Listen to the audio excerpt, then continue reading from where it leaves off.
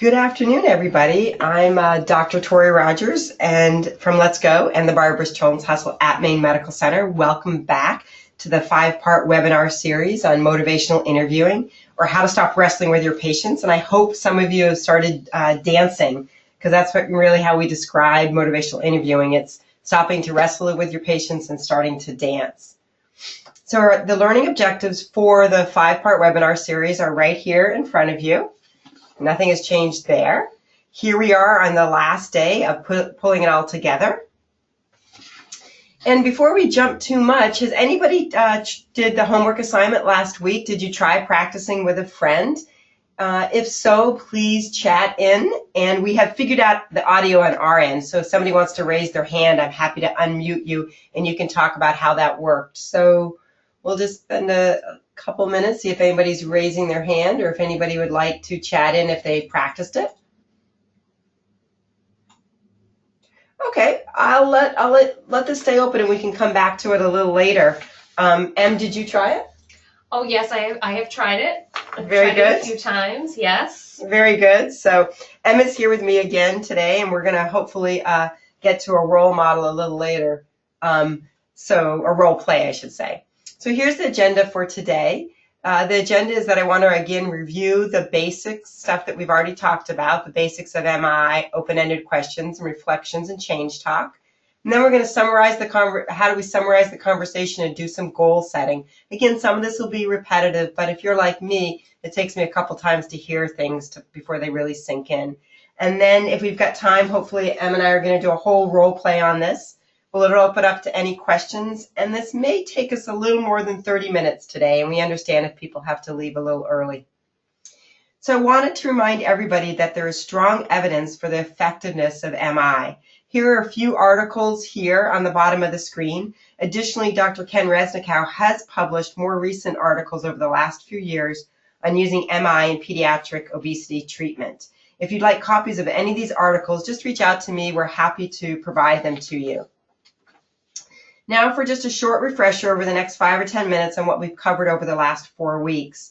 Remember, MI is a patient-centered guiding style for enhancing motivation to change by exploring and resolving ambivalence. Ambivalence is that key there, because once somebody's ambivalent about a change, you have an opportunity to develop that discrepancy and use some of these techniques of MI to get the patient to think about goal setting.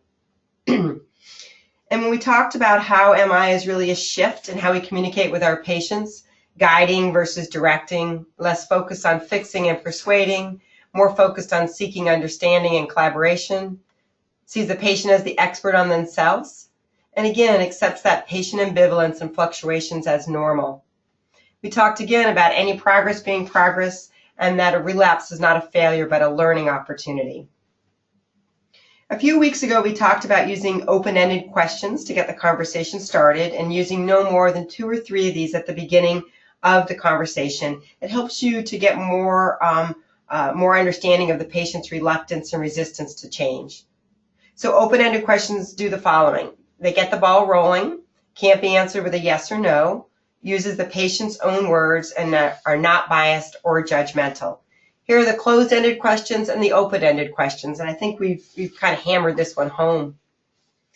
We've also talked a lot about this concept of the essence of MI, where we comfort the afflicted.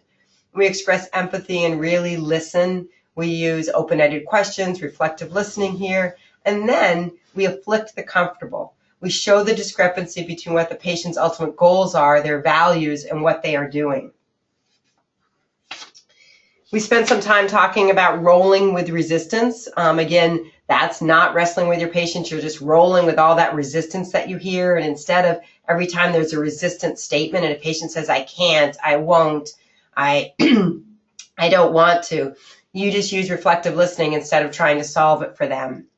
We also then talked about finding the meaning for change. And this is the patient's values and goals. And this is really important because once you figure out what the patients really care about and their values, you can use that as a way to sort of keep their motivation for change going forward. We spent a good time on this thing called reflective listening, and that's as open-ended questions start the ball rolling. Reflective listening keeps the ball rolling, and so you can hear some key elements of reflective listening here. It's a statement, not a question. Finds the meaning in the statement, and it's also been a lot more effective than questioning. And again, here are some of these universal safe reflections. And again, when I do the role play with Emily, I'll probably have some prompts in front of me to remind me to say things. It sounds like you're feeling blah, blah, blah. It sounds like you're not happy with. But as you get a little better at that, you can truncate it to say, you're not ready to change. You're having a problem with setting limits with Gideon. You're feeling that nobody's listening to you. And by doing that, by putting that you or your right in the beginning of the reflection, you're adding some feeling to those words. It starts to unearth the issues that may be causing that patient's resistance. And last week we moved to talk about the motivation for change. And we talked about there are some really weak reasons to change. You'll hear this from patients, like, I feel guilty about how much I eat at night. I feel pressured from my husband to get exercise. If somebody else is trying to convince them to do it, that's not a very strong reason. They might say something, I'm not really sure I really want to change. I'm not really sure I can change. However, here are some of the stronger why components, right? And this is, I'm doing it because I decided to. I'm doing it because it's important to me. I'm doing it because I have the ability to do so. We also talked last week about this thing called change talk. And this is the language a patient uses when they're ready to make a change. And we need to be really careful to listen to this. The patient will say things about their desire to change. They may say things, I wish I could get more exercise. I like the way I feel after exercise. Or you may hear them talk about their ability to change. In the past, I was able to run in the morning. Or they might say something like, I think I can cook a meal at home once a week or so. Or you might hear them talk about their reasons for change. I know that fast food isn't healthy for my son. Or they might say, I'm worried my daughter will get diabetes. Those are reasons for change. You might also hear them say something about the need to change. I know I need to get more exercise, or I might have to go on those blood pressure medications. Or they might say something, I really must set limits on screen time with my kids. And lastly, you might hear a commitment to change. And this is really strong. Something like, I'm ready to start to feel better. I'm going to try to buy more fruit. Those kinds of commitment statements are really powerful language around change talk. And when you hear those things, that's when you're going to switch the conversation over to start thinking about goal setting. So once you get a patient to say that they're ready to make it, they wish they could do something, they think they can do it, they need to do it, it's important to do it, that's the time to say, like, aha, I'm hearing change talk. I can move this conversation over to think more about goal setting. And remember, discrepancy is your friend. At first, when I started to learn this and I started to think, wow, these patients I'm talking to, they're kind of really ambivalent. And I thought, oh my gosh, that must be so hard. Ambivalence is great.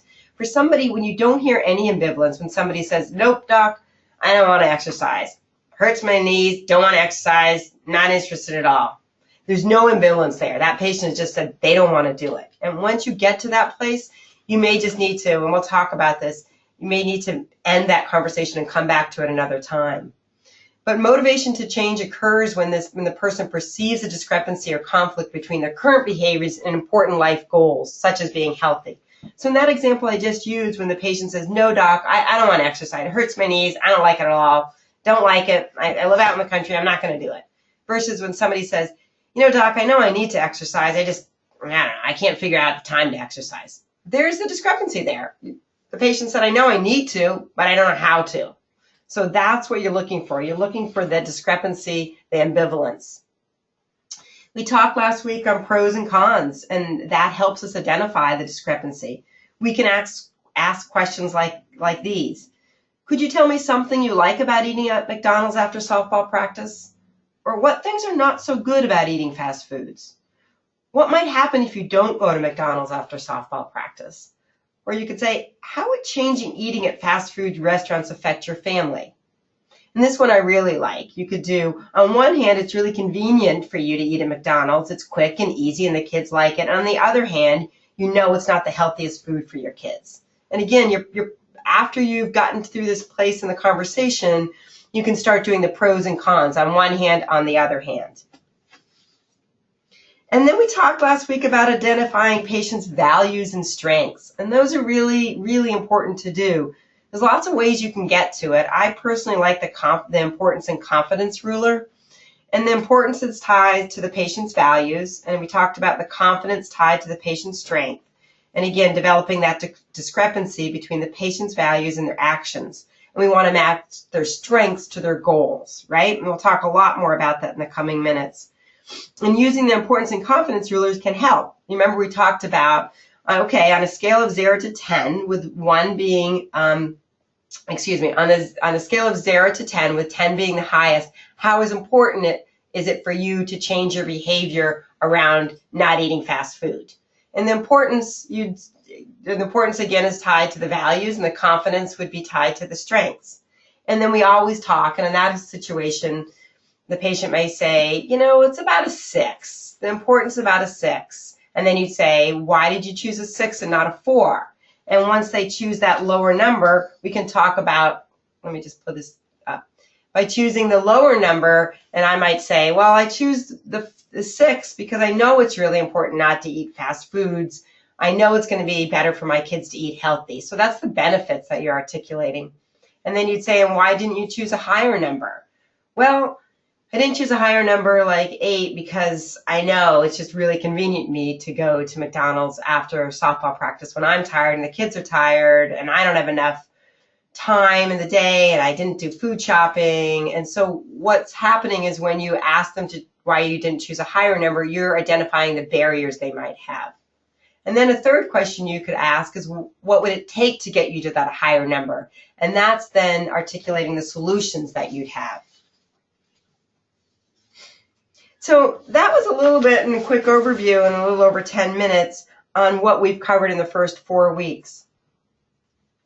Now I want to talk a little bit on how to bring this all together in a coherent conversation, because it may feel like we're talking a lot about different techniques here and there and different parts of a conversation. Let's pull it all together.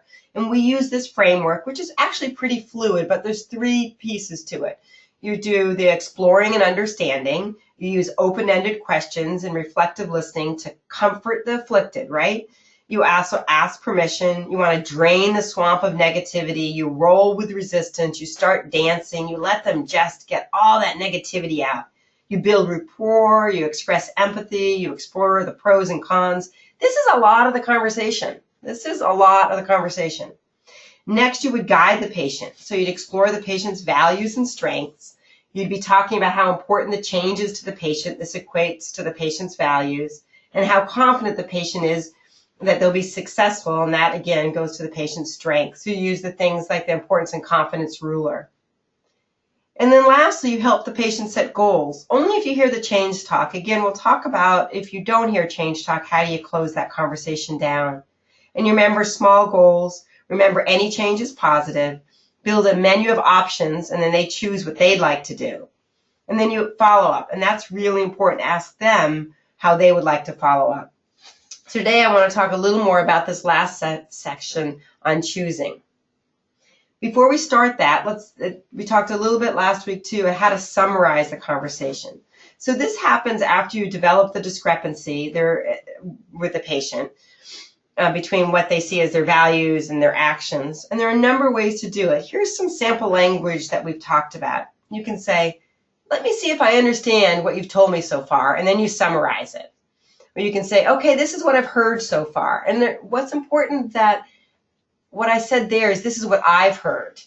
Not this is what you've told me, this is what I've heard, this is what I understand, because that gives them an opening to correct you. And they'll correct you if you didn't get it right.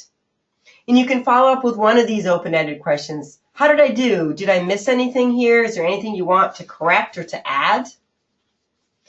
And again, if the patient is ambivalent about the issue, you can summarize both the pros and cons. And you could say something like this. So it sounds like you've got several reasons why you want to quit eating fast food. On the other hand, there are things you like about eating at McDonald's. It's quick, it's easy, the kids like it. You're not sure you want to give these things up, and it also sounds like you're worried about what it would be like to not go to McDonald's. I wonder what you'll do.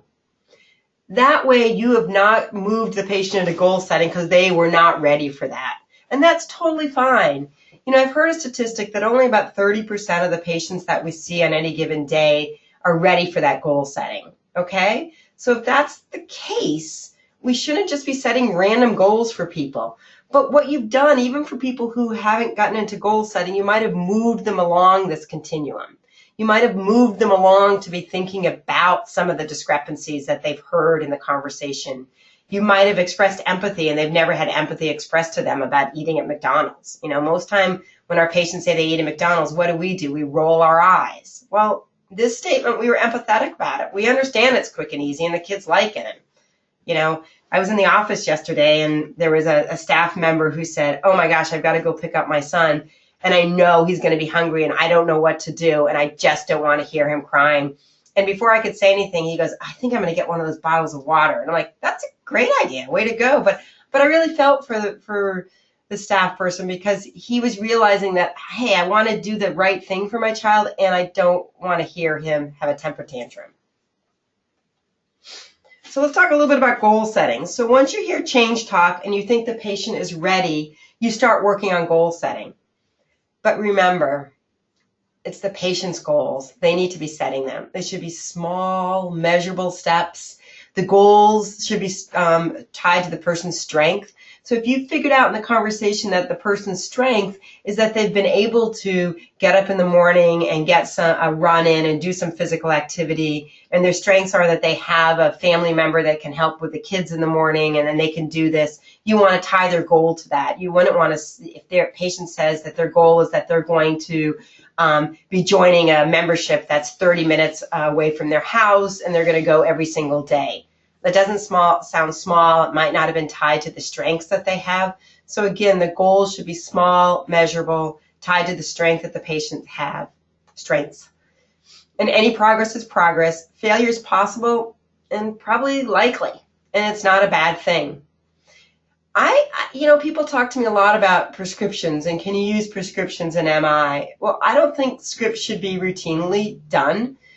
They can be used to help write down what the patient wants to work on, but we shouldn't be sending every patient out with a script to work on a goal or behavior change unless it's their change. And follow-up is key. I was listening to NPR the other day, and there's a great show called Freakonomics, and they were talking about behavior change.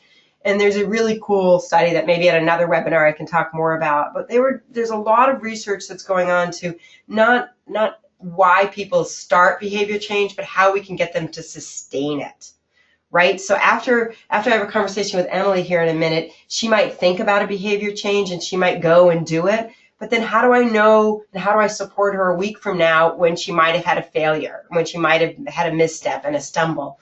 So I think you guys should be thinking about how you're going to be following up with your patients. And most importantly, ask them, would they like to be followed up on a weekly basis? Do they want a phone call? Do they want a text message?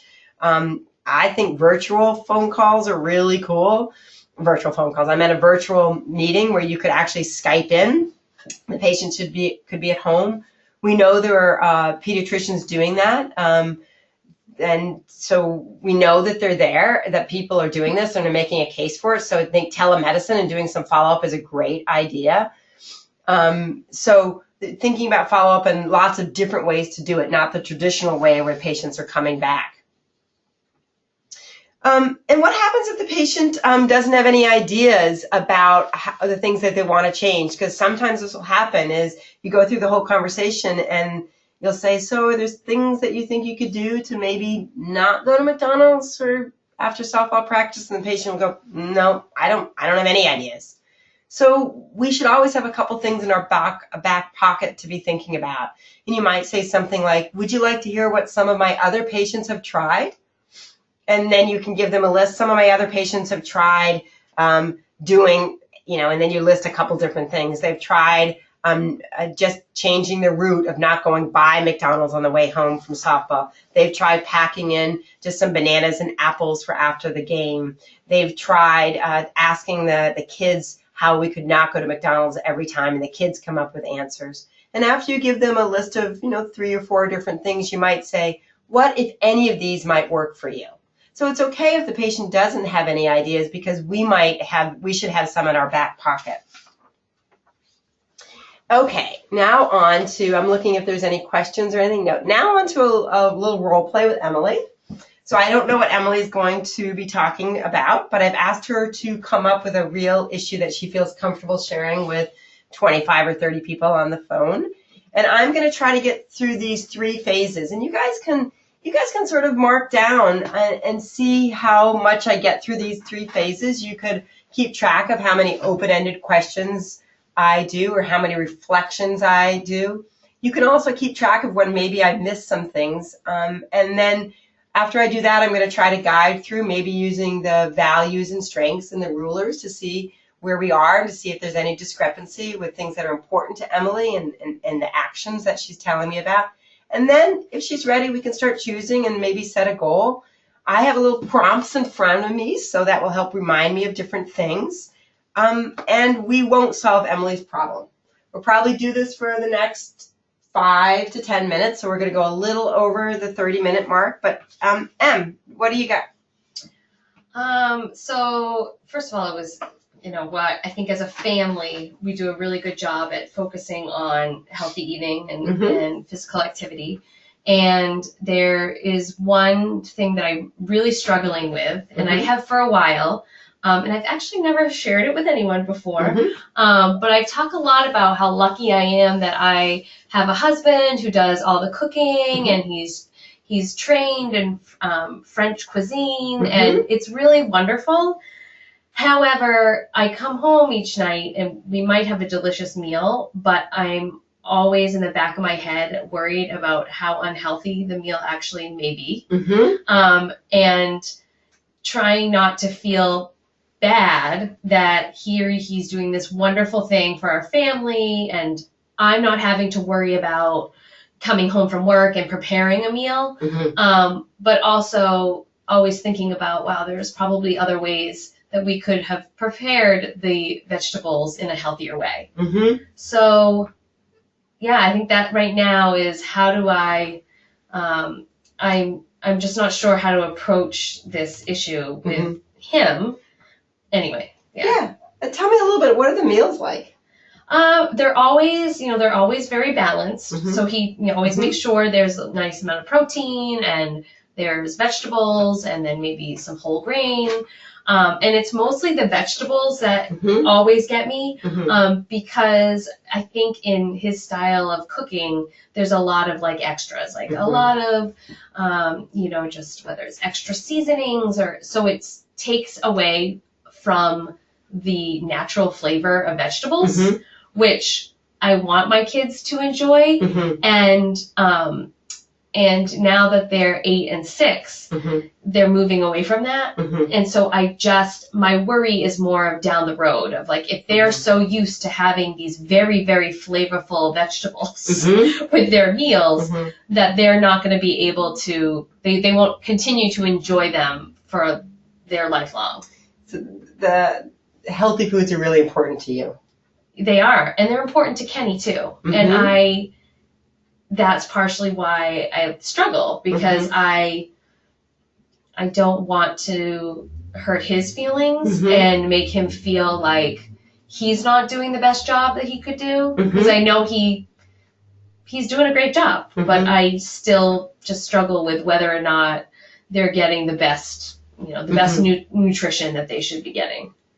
So it seems like you really value Kenny's being at home and cooking, because that's something that you don't like to do. It is. So you're absolutely right. I don't like to do it. And I have thought about in the past, like, well, maybe I could offer to like cook once a week, and maybe I start introducing some of the way, like some of the preparing the vegetables in a healthier way. However, I'm too intimidated by his reaction. Because he is a really good cook. And so It sounds like you haven't thought about talking to Kenny about this. I have not. I maybe should. Can you tell me a little bit about that? Yeah, I mean, I think the biggest reason why I haven't talked to him about it is really because I don't want to look like I'm like not appreciative of everything that he's done and what he provides our family. And I also feel like I don't want to offer to, I don't necessarily want to help with the meals, but I don't want that to look, to come up as something. I'm not quite sure how to like get beyond the. It sounds like you're very apprehensive about being perceived as controlling. Yes. Controlling, and then also not flexible. Not flexible. Like, so if he were to say, well, then you make the meal, then I'm going to say, well, no, like I'm not interested in that, and I don't have the time to be preparing our dinner. So it sounds like healthy foods are really important to your family, and you know that the foods that are closer to their natural state are healthier. Yeah. You're concerned that the foods that your kids are eating right now are making it so that it may be hard for them to like the foods in the healthier state as they get older. Yes. It also sounds like having a conversation with Kenny about this is just something you can't do.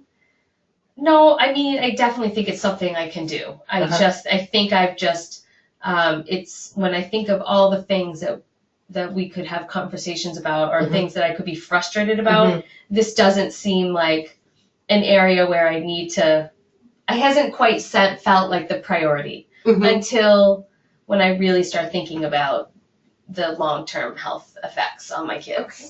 So let's use this ruler thing for a little bit. So 0 to 10, 10 being the very, very important. How important is changing the way the vegetables and the meals are prepared for you? It sounds like that's the issue, changing how it is and maybe changing to healthier food. 0, not important. 10, very important.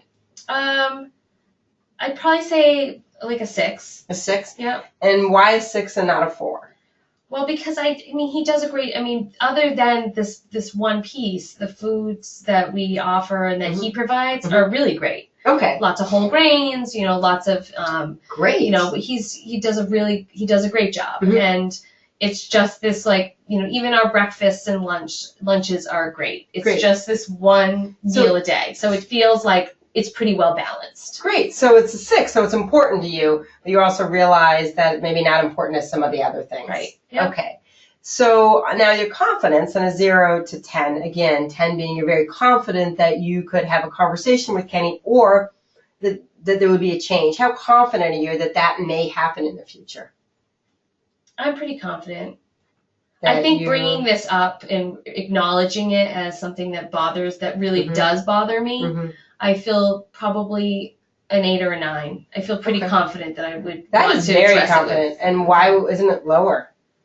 Because he's my partner. Like, we have these hard conversations, and if this is the worst of it that we have to experience, I think it can be a fine conversation. So it sounds like in the past you've had to have difficult conversations about things. Much more difficult than how he's preparing his vegetables. And how did those conversations go? Always great. Okay. Always great. Yeah. So let's see if I can summarize this. So it sounds like healthy foods are very important to your family, and you have this very supportive husband who is at home and he loves to cook, and he's a very good cook. And on average, he does a really great job of getting healthy foods and grains and lots of vegetables in there. But there's still something that really is bugging you around that sometimes, maybe a lot of times, the dinner meal, the vegetables are unhealthy. And you're concerned having that conversation with Kenny is not going to go well because you're not sure that you're ready to step in and help out. Right. And yet you still feel this is really important. You've also had in the past some opportunities to have difficult conversations and it's gone well. So you're confident that you can have these conversations, but you're not sure how important this is with everything else that's on your plate. Right. Did I get that right? Yeah. Yeah. Did I miss anything in here? No, the only other thing I think maybe that you missed, which I think is a big piece, is that not only do I feel like I don't have the capacity to help with the meals, I don't really have the desire either. Okay, so great. That's a really important thing. So having that conversation, you're not ready to step up and say, I've got Tuesday nights. Yes. Okay. Exactly. So what do you think you'll do? Well, I mean, just identifying it as something that has really been bothering me, it just tells me that I'm going to have a conversation with him and just see where it goes. Great. And you know what? He might actually be able to show me that his preparation is actually not that unhealthy. Not that unhealthy. So great. Are you at a place where you'd like to set, like you're going to have that conversation at a set time? And if so, is there anything I can do to help follow up with you? Would you like me to call you next week, or? Yeah, actually, that would be. Why don't we check in next week? Okay. And I feel confident that I will tell you that I had the conversation, and I'll let you know how it goes. Great. Awesome. Thank you. Okay, so that took us about 10 minutes, guys. You can chat in any comments that you have and let me know how I did. I have to tell you, I actually had kind of fun with that. Yeah. Okay, so now what we're going to do is just finish up over the last couple minutes. I put down a couple of my top 10 takeaways on MI that I think won't be any surprise to all of you. Reflections elicit more information than questions. There's a couple times that I went to a couple places with M, and it wasn't because I know her well, but I was hearing that she wasn't ready to start cooking, and so I'm reflecting that back. We got a lot of information around that. You only have to get your bat on the ball. The reflections don't have to be perfect. Deeper level reflections are really worth the risk. So I think at one point I said something like, you don't think you can have this conversation with Kenny, and then M said, no, I think I can. Yeah. Health behaviors are often related to deeper issues that we all have, and don't be scared to sort of uncover those issues. The counselor's or provider's role is to help the patients explore the possibility of change, but not ensure the change is going to happen. Behavior change is driven more by motivation than by information. That's so important. I think Em is motivated. She didn't need me to give her, I actually didn't give her any information like, maybe you could give Kenny a cookbook on healthy cooking. He doesn't need any of that, nor does Em need that. Most of the advice that we offer to the patients, they've already thought about and rejected. Patients will share a lot quickly with empathetic, attentive listeners. Using MI technique really makes the encounter more enjoyable for you and the patients. And you can do a lot in 10 minutes. So the next steps for you could try some of these techniques with your patients or your coworkers. And some of these techniques are here. Be gentle with yourself. You won't always get it right. And you can use prompts in front of you to remind you of how to start a reflection or an open-ended question, or have the ruler in front of you. Here are some of the resources. There's some books that I really like. These two books here. Motivationalinterviewing.org is a great website. Here are a couple journal articles, and the PDFs of all these articles are on that Change Talk app, so you can get any of these here. And I want to talk a little bit about Change Talk. So over the last week, I went back and did the Change Talk app. There's 4 modules. They're about 10 to 15 minutes each. I think it's pretty good. One of the things I like the most about it is the resources at the end, because they're PDFs of all those articles. And I do think this gives you an opportunity to try some of the techniques out. So I'd love to know if any of you have used this. Oh, whoops, sorry. And so lastly, thank you for taking the time. The last 5 weeks, it's been fun. We've had about 20 to 25 folks join us each time. And we'd love to hear any or all of your feedback. Later this week, we're going to send you an electronic survey, and please feel free to let us know how you thought things went. And then early next week, we're going to be sending out the slides and a link to the audio recordings. So thank you for taking the time to be with me on Wednesday afternoon. It's been a lot of fun, and hope to hear from you in the electronic survey.